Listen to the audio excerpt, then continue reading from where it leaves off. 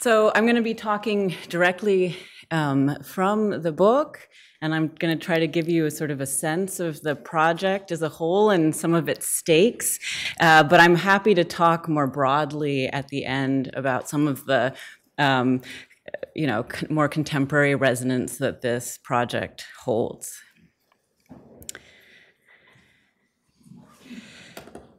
So they left in the driving rain. 300 Chinese migrants trudged down the center of the street, their heads bowed to the elements and the crowd. They were led, followed, and surrounded by dozens of white men, armed with clubs, pistols, and rifles. As if part of a grim parade, they were encircled by spectators who packed the muddy sidewalks, peered from narrow doorways, and leaned out from second-story windows for a better view. One of the Chinese, Tak Nam, tried to protest, but he remembered the mob answering in a single voice. Oh, wait a second. He remembered the mob answering in a single voice. He said, "All the Chinese, you must go, everyone." The date was November 3rd, 1885, and the place was Tacoma, Washington Territory, but it hardly mattered.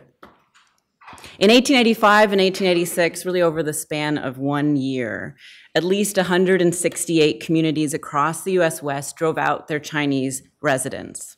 At times, these purges involved racial violence in what I think of as its most brazen and basic form, that is, physical force motivated by racial prejudice in order to cause bodily harm. The vigilantes targeted all Chinese people, young and old, male and female, rich and poor. They planted bombs beneath businesses, shot blindly through cloth tents, and set homes ablaze. But once physical force had become a very real threat, they also drove out the Chinese through more subtle forces like coercion, harassment, and intimidation. They posted deadlines for the Chinese to leave and left the consequences of violating them unspoken. They locked up leaders of the Chinese community and watched as the rest fled. They called for boycotts of Chinese workers and waited for starvation to set in. And I argue that this too was racial violence. So I'm going to show you a few slides now just to give you sort of a sense of the span. So here I have a map of the 168 sites of anti-Chinese violence I found during this basically 12-month period. The dots represent a site of violence, not an incident, because in many of these locations, these were many incidents. It's almost hard to tell what starts an incident and what ends it, because it was months sometimes of harassment to try to drive the residents out of these particular communities. So it's really hard to tell where one event ends and another one begins. I'll just say that in general, these dots align with where the Chinese were in the 1880s. This is the pattern of the geographic distribution is basically roughly about population, as far as I can tell. This is where Chinese migrants were at the time.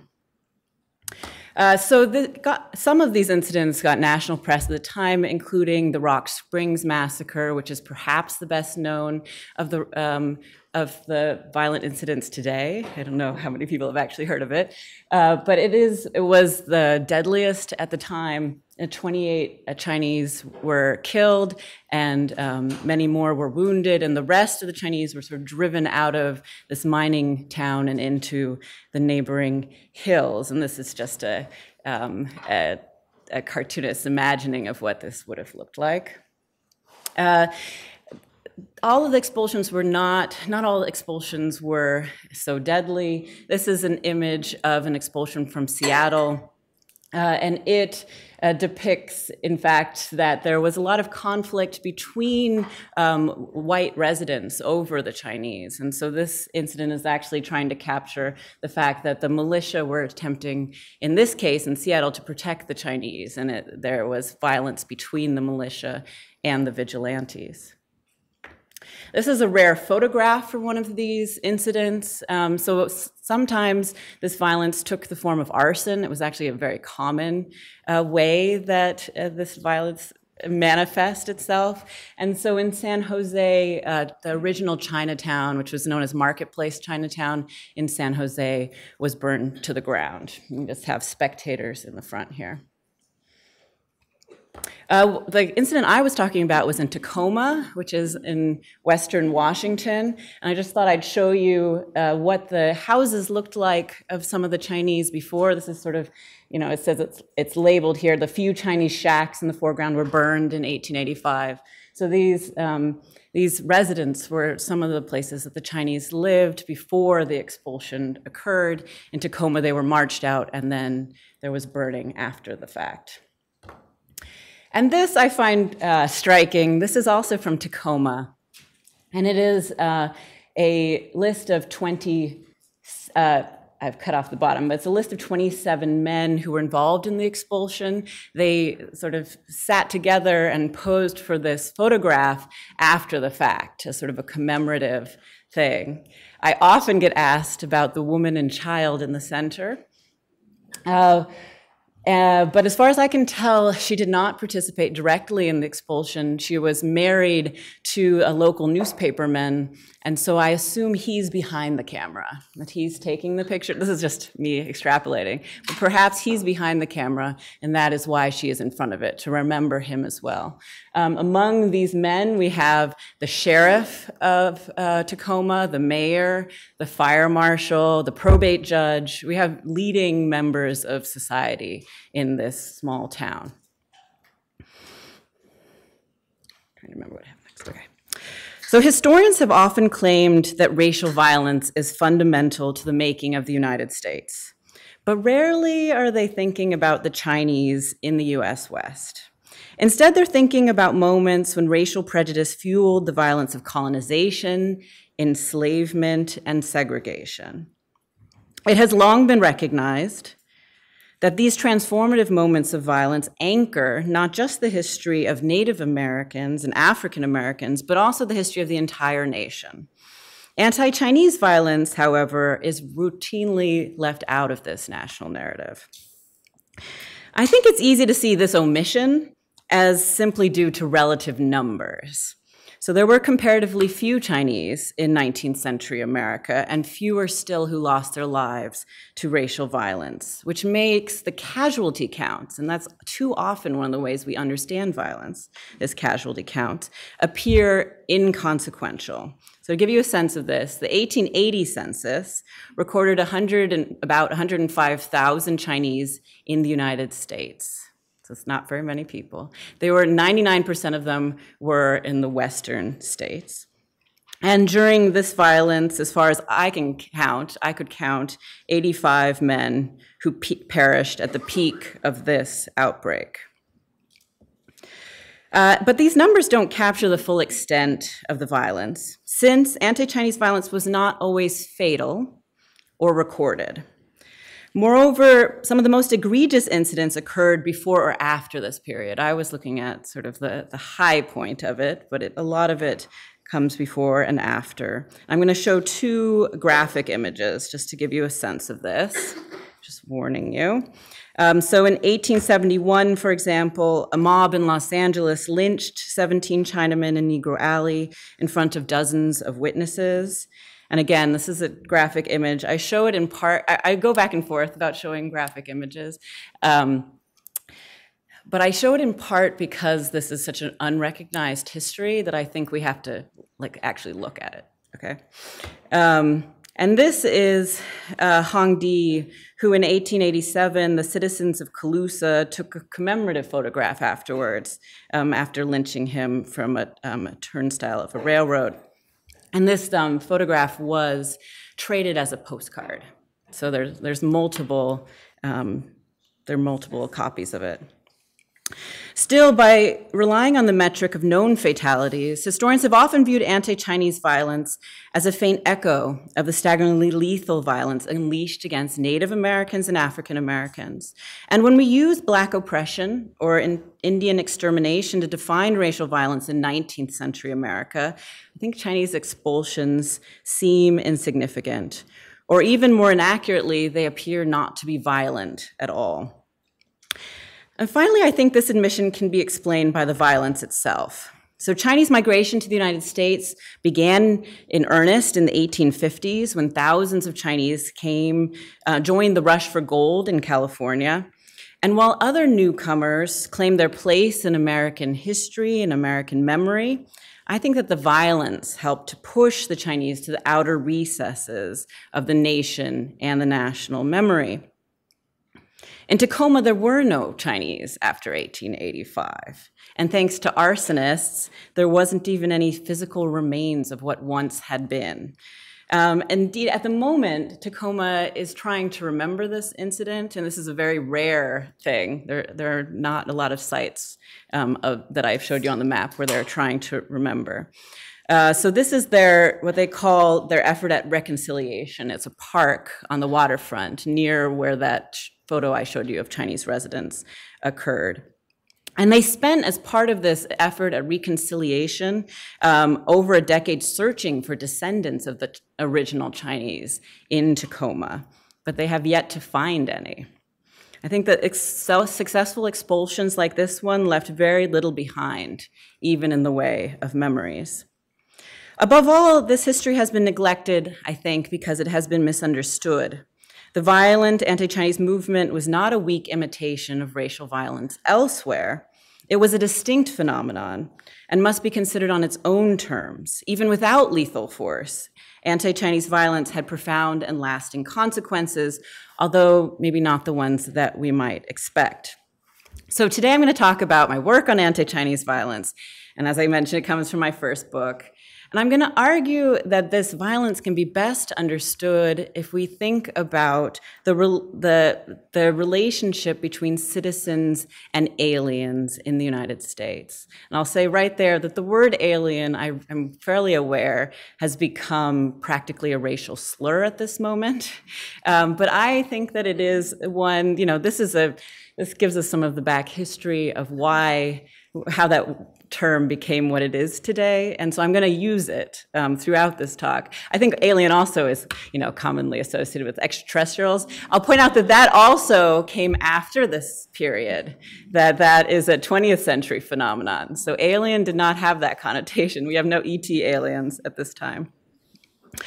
Okay, so during the late 19th century, a period better known, I think, for the invention of a modern American citizenship, I contend that anti-Chinese violence and Chinese exclusion produced modern American alienage. And today, I think we're still grappling with the aftermath. So before I get to alienage, I want to talk for a moment about citizenship. And I think it's pretty easy to pinpoint the birth of what scholars think of as modern American citizenship. And in fact, we're right in the midst of a birthday of sorts of it. It's 150 years since the 14th Amendment in 1868, that transformed the meaning of citizenship in America. Of course, both citizens and aliens did exist since the nation's inception. But before the Civil War, citizenship and alienage only played a minor role in defining someone's rights and status in society. And I hope that this sort of sounds familiar. People's status and membership was more closely tied to things like race, their sex, their freedom, their property status, and their state of origin. So the metaphor I like to use is that instead of a national gate that I think we have today, separating Americans from foreigners, there were many internal fences that separated masters from slaves, men from women, property holders from the landless, and New Yorkers from New Jerseyans. So this changed at the end of the Civil War. And to put it very briefly, the 13th Amendment was designed to end slavery, and the 14th Amendment was designed to prevent its return. The latter made America's former slaves into citizens by virtue of their birth in American soil. And with the 14th Amendment, not only did Congress extend citizenship to more people, it also imbued the idea of citizenship with new meaning. So for the first time, Congress defined a singular form of national citizenship. It granted citizens certain rights and immunities, and it pledged federal protection of those civil rights. These constitutional amendments did not actually bring equality or equity in law and practice, as we know. Sex, race, class, ability continue to influence today's one's legal and social status then and now. But they provided a theoretical outline for modern citizenship. But Congress also created a fundamental problem that continues to plague us. As the 14th Amendment shepherded in a new era defined by a modern rights-bearing citizen, it also added new urgency to defining who would stand outside those ranks. The existence of a citizen demanded a concept of an alien, and so they developed in tandem. Though national citizenship took form with the 14th Amendment, it was not immediately clear what alienage in America would mean. And so these are some of the remaining questions, I think, at the moment of time. So who would be considered an alien and for how long? Which aliens would be allowed to enter the nation? What power did the government hold to exclude or expel unwanted aliens? This is before any federal immigration laws. And what rights did an alien possess? And could unauthorized aliens possess those same rights? These are all the big questions as they were forming what I think of as modern alienage. So the Chinese were not America's first aliens, but America first drafted national answers to these pressing questions for the specific purpose of excluding the Chinese. As the state and the public made Chinese migrants into the epitome of alienage, they also invented the very concept in modern America and began to delineate its meaning in law and in practice. So in other words, at the same moment that Congress was in the process of inventing a modern American citizenship to protect and defend the rights of Black men, it was also fashioning modern American alienage to exclude the Chinese. And congressmen linked these two processes at the time. For example, Senator William Stewart of Nevada argued that the recent extension of citizenship to African Americans had not gone far enough. Had gone far enough. He said, because we have freed the slaves and then given them their civil and political rights, does it then follow that we must extend these political rights to all people throughout the globe? For him, the answer was clearly no. For this, what he said, render American citizenship a farce. Once American citizenship had more rights attached to it, it became a more precious commodity in some ways. And it became something that they had to keep other people out of. So as fences came down within the postbellum nation, Stewart believed that the walls needed to go up at its borders. Not all congressmen agreed, however. One senator, Senator Samuel Pommery of Kansas, he said, if you deny citizenship to a large class, you have a dangerous element. You have an element you can enslave. You have an element in the community that you can prescribe. And so he recognized that creating a permanent alien underclass would be creating people in grave danger of abuse. Okay. So now I'm going to talk about alienage. I'll start with the definition, which I feel like it's always a good way to start. So alien is a very old term.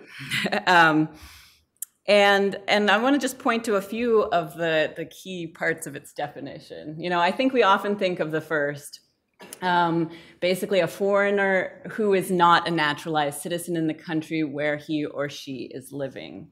But I also want to sort of point towards it has all these other connotations. It's also a person who does not belong to a particular family or community or country. It's a person who's separated or excluded. And as an adjective, it means strange or unfamiliar, different, or even repugnant. So in other words, the term evokes many meanings, and I use all of them in my work, not just sort of the legal definition. In the 19th century American West, Chinese immigration was often described in those terms, using the trope of the alien invasion. And again, this is before we had extraterrestrial alien invasion. This is the original alien invasion. So I'm going to talk about a futuristic novel called The Last Days of the Republic that was published in 1880s by a California writer named Petron Duner. And I talk about it as an example of some of this racial thinking at the time. And so first let me explain the genre. It's a strange kind of, this is early sci-fi and fantasy in some ways. So what it was he projected backwards in time a sort of fictionalized history. And as he changed historical moments, then he projected forward in time what was going to happen next. Okay, so according to Dooner, Chinese differed from white Americans in, quote, manners, dress, habits of life, religion, and education. But more important, they were also incapable of assimilation or social intercommunication.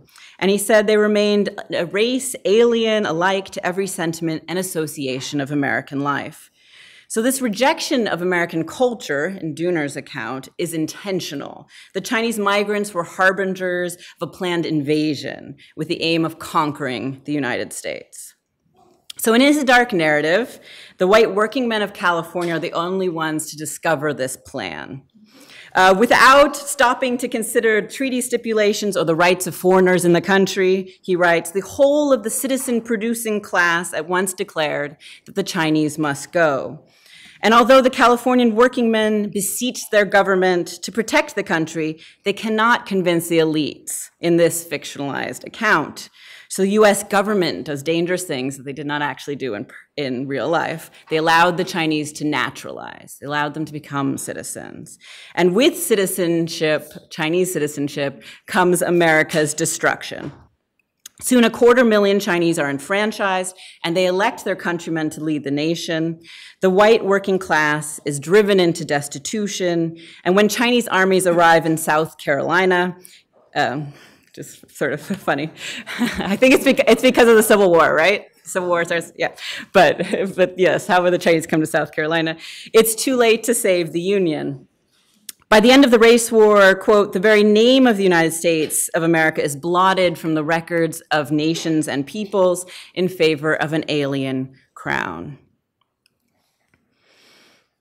And so this image, I think, this is, so this image he's labeled the governor of California. And I think it kind of gives us some, a visual sense of what it is that he's describing. So we have the elected governor of California, who is sort of a highly orientalized Chinese man who shows no assimilation, no change during his time in California. And he's surrounded by the trappings of Western civilization, sort of embodying them. And I'll point out that he's, I think it's not at all coincidental, he's dangerously close to this corbel here on the fireplace mantle of a nude white woman. So there's a little bit of a sense of racial anxiety there as well. It's not all just political. So fantastical as the last days of the Republic may seem, Dooner echoed a racial ideology that was commonplace in the 19th century West. Popular thought of the day held that the Chinese race was inferior to the white race in most ways, but not all. The Chinese were heathen and servile, but also dangerously industrious, cunning, and resilient. The Chinese hailed from what was thought of as an ancient and populous nation, which Americans granted had once been home to an advanced civilization. Assumed to be permanently loyal to China, the Chinese appeared racially incapable of becoming American. And so while white citizens worried that Native Americans and African Americans would contaminate the nation, they feared that the Chinese might conquer it. One anti-Chinese leader in Tacoma, for example, openly worried that, quote, if millions of industrious, hardworking sons and daughters of Confucius were given equal chance with our people, they would outdo them in the struggle of life and gain possession of the Pacific coast of America. So therefore, as Americans turned to dispossession, subordination, and assimilation for Indians and blacks in the late 19th century, they advocated exclusion for the Chinese. And behind these divergent racial scripts, I think, lay also callous economic and political calculations. White Americans coveted Indian lands, they required black labor, but many saw no reason to tolerate the Chinese. So in response to these beliefs, anti-Chinese agitation, and threats of further violence, Congress passed a law in 1882, which was known at the time as the Chinese Restriction Act. This was the first federal law to ban an entire group based on race and class. And I'm not going to go through the details of the law unless someone wants me to later. But I want to point out that it was a fairly weak law. It was a contested law, and it was extremely poorly funded.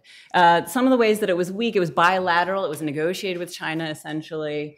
It only was temporary for 10 years. It targeted new Chinese laborers, but not ones that had been here before. And really, I'll skip down to the bottom. The main thing is they only fund it with $5,000 annually, which even in the 19th century is very, very little money. They would often run out a few months into the year.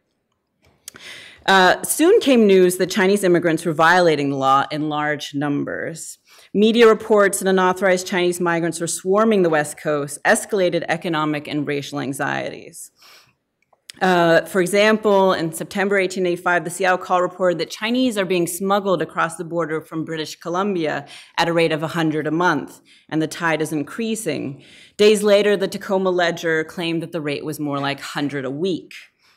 Media reports of this unauthorized migration gave new urgency to debates, to decades of anti-Chinese beliefs. And this is when the violence occurred. After the failed law, the continuation of undocumented migration. And I'm going to talk for the rest of the talk about the consequences of the violence more than the violence itself. I gave you a little bit at the very beginning, but I want to talk about its consequences. So I'll start with the local. So on a local level, anti-Chinese violence worked to define racial boundaries in the West. It was an attempt to draw divisions along the geography, the economy, and the community of the US West. And perhaps one of the most vivid examples of this, I talk about many different ways that this happens, is how it literally remapped the racial landscape. And to do that, I'm going to show you some historical maps.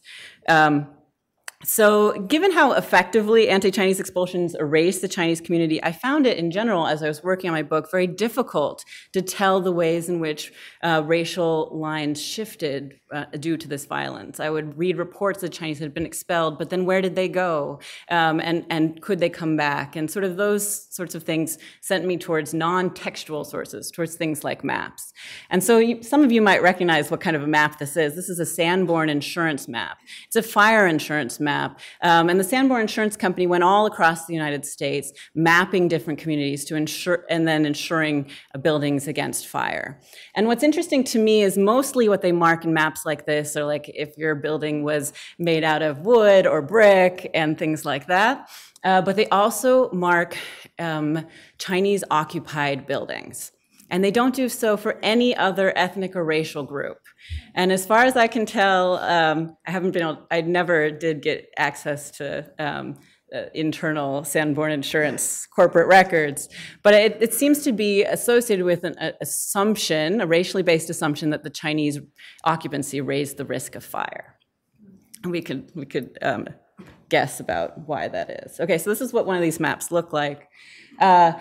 And so what I found was in some of the places where there were expulsions, I was able to find a map either right before or right after the expulsion, or ideally both, which allowed me to compare, to use sort of the built environment, these Chinese occupied buildings, as a way to think about the larger shift of people moving. So here's an example from Eureka, California, where there was an expulsion in February 1885.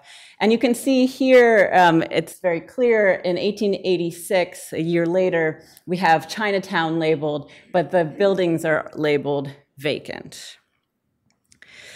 In other places, we can see that the Chinese community has been relocated. So this is a map that I put together based on the Sanborn Insurance maps that allowed me to look at Riverside. I see that I'm missing the dates here, both before and after the expulsion. The original Chinatown is this one, which is, if anyone's been in Riverside, is within the original, what was known as the square mile of Riverside, where it's the central part of town, and that they've been relocated to the edge of town. And so it was an expulsion, but not particularly far away. In Seattle, Washington Territory at the time, they did not successfully drive out all of the Chinese, partially because of those National Guards that I showed you earlier on. But what we can see here is that even in places where the expulsion was not completely successful, and there is a Chinatown in Seattle today, for example, unlike in Tacoma, we see a sort of a shrinking of the number of buildings that are Chinese occupied, and the overall sort of space, the geography is a tighter, they're pushed in tighter, a tighter proximity. We can also look at textual sources. This is a form that was filed for redress, and it's along the side, very small, it says that these buildings were burned. And this is from Tacoma, where the Chinese merchants listed, and it's a front and back side piece of paper, all of the buildings that were burned. And sources like this still don't tell us the whole story, because these are sort of the merchants' buildings. And a lot of the people driven out of Tacoma were working class. But when they burned things like stores, they in fact often were not only sort of tearing apart the fabric of the community, they were also impacting the lifetime savings of the workers, because in the Chinese community, it was traditional to entrust merchants with your savings if you were sort of an itinerant laborer, instead of using banks. And so when we see the burning of shops, we see also the property of the workers as well.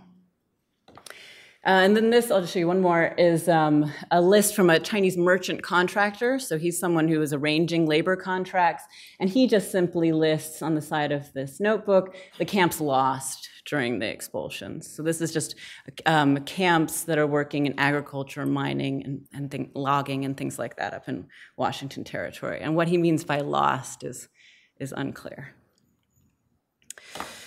So the expulsions forced the Chinese from places that they knew to ones that they did not, from communities where they were known to communities where they were unknown.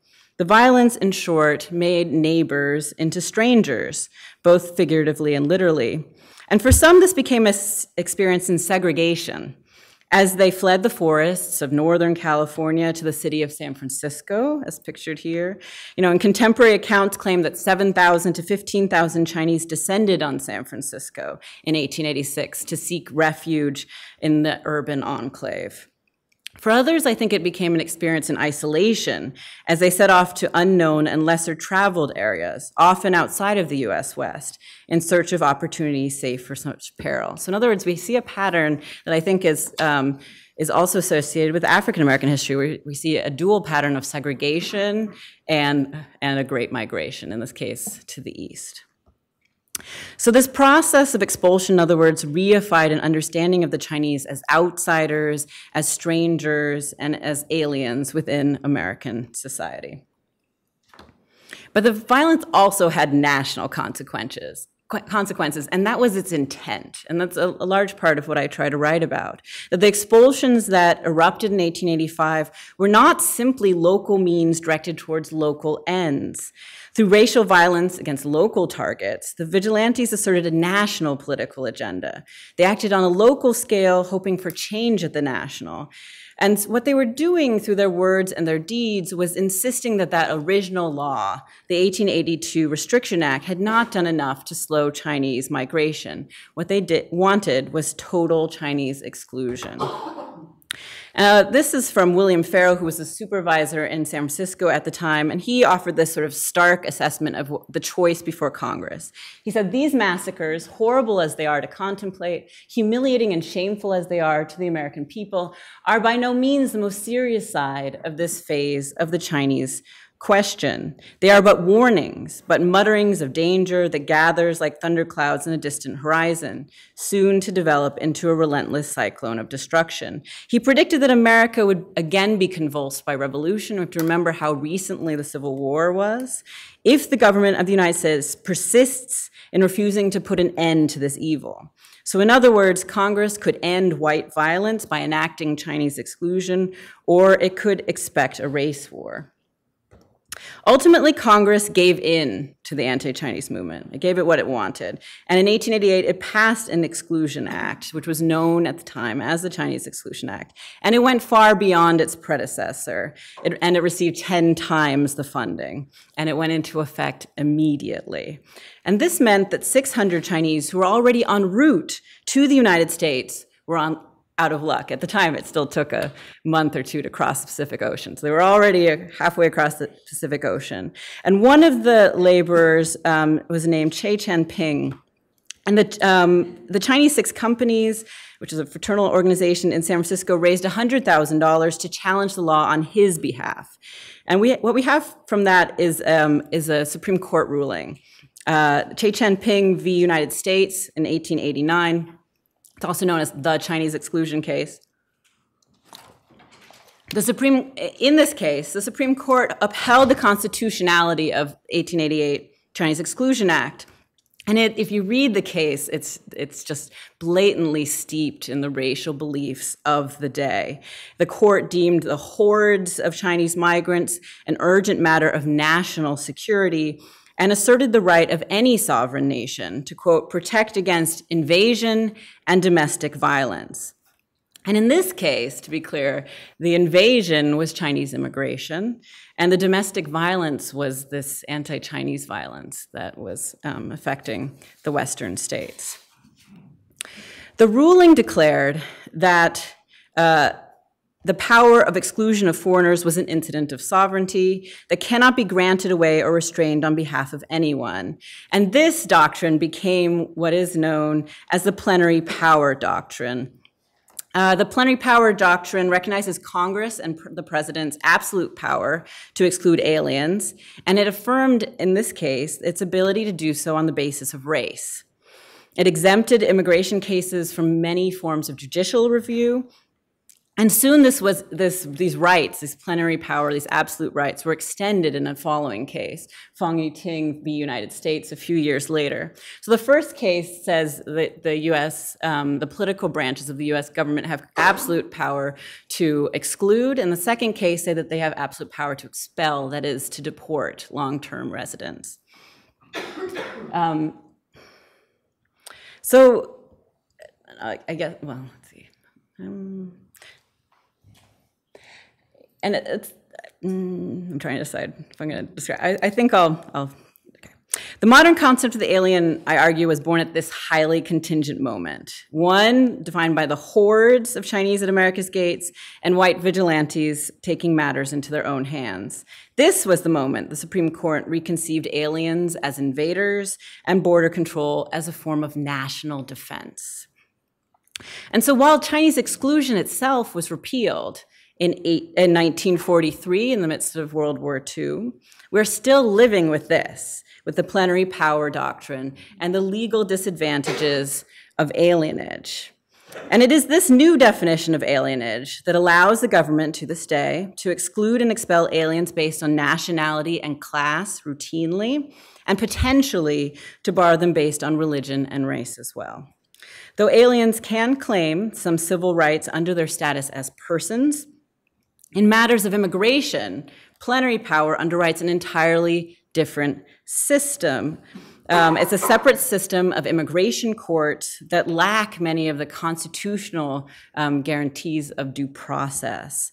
And that's what is resulting in the 4-year-olds in court without legal representation that we see today, the mass trials of adults, or deportations without trials at all. So from the last couple minutes, I want to try to talk at the time in the 19th century what the individual consequences this meant for individual Chinese people. And I want to say, to start out, that it's very difficult to access what this meant to the Chinese.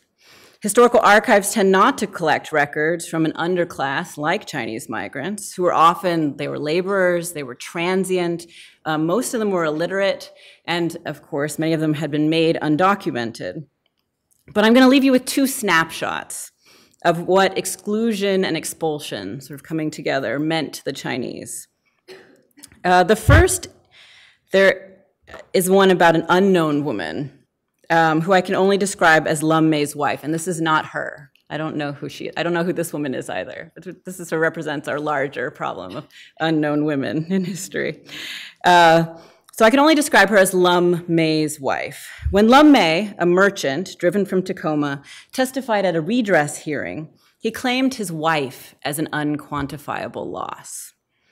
He said, quote, "From the excitement, the fright, and losses we sustained through the riot, my wife lost her reason and has ever since been hopelessly insane.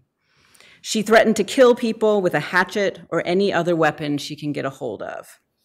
A local white doctor corroborated the merchant's testimony, offering his expert opinion on her, quote, that her present insanity is due to the experiences there had by her when driven out of Tacoma.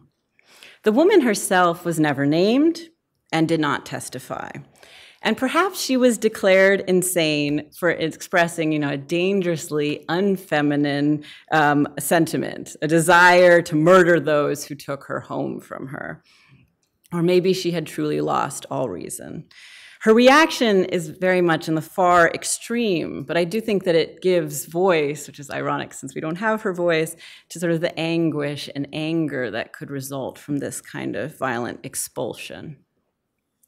The second snapshot is an anonymous poem, which captures a more common experience, the fate of a Chinese migrant made undocumented by Chinese exclusion laws. I'm putting it here in translation.